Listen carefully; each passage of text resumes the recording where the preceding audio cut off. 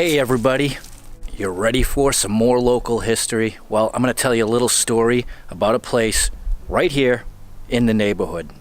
Back in the late 1800s, there was a guy named Jones Wilder who was an entrepreneur who basically bought up a considerable amount of land here in town and built this massive complex.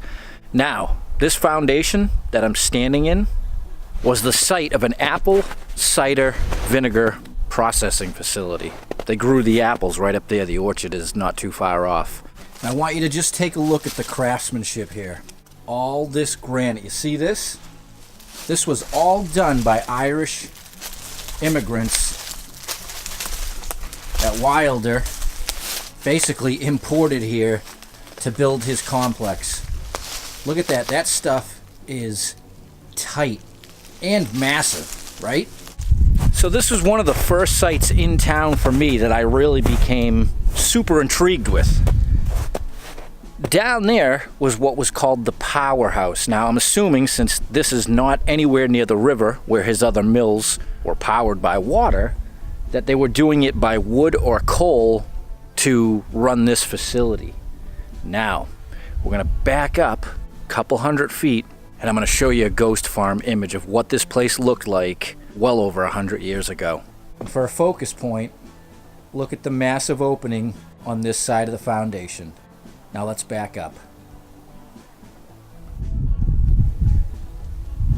I know it's going to be hard to picture it, especially since all these trees have come in, but to the left here, that was the power station or powerhouse, and further up there to the right, that was the vinegar plant.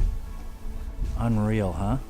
Unfortunately, in particular, over here where the power station was, this has been a dump pretty much all through the 1900s. This facility has been gone since the early 1900s, and ever since then they've been dumping in here.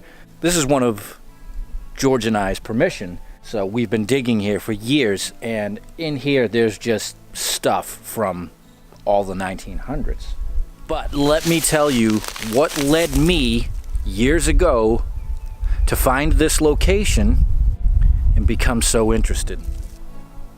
Years back, while searching for town history, I came across a blue bottle online that had the town name. Not only that, it had the village name of where I live.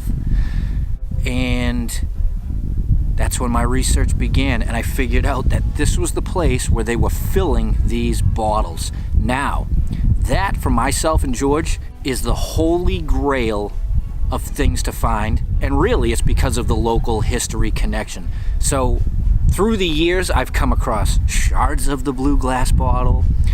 Come down here, we've never been able to locate a dump, but we have pulled out shards, and I've actually found quite a bit of fragments which I've super glued together like a nut.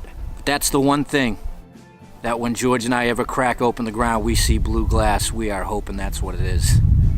And believe me, when I tell you they're rare, they are rare. We actually only have one complete one in the town museum. So, another bit of history. This is a remarkable place, and I hope to someday be able to do a really great video and tell the entire story. But for now, this is the bit that I get to share with you. Hope you're all well, and see you soon.